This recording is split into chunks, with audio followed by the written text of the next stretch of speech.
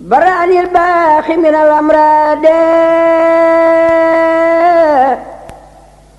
وكب من أنكر بي احترادي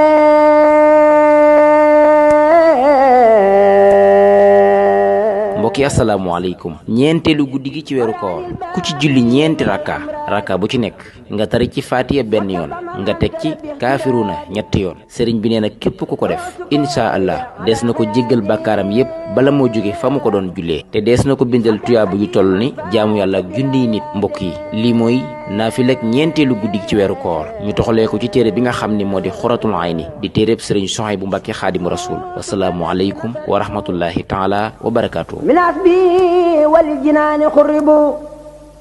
وسايات لا تلاري خيرا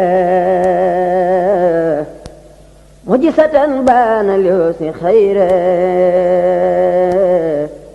يجود للجواد بالجاد وسهل لي يكون سنخياد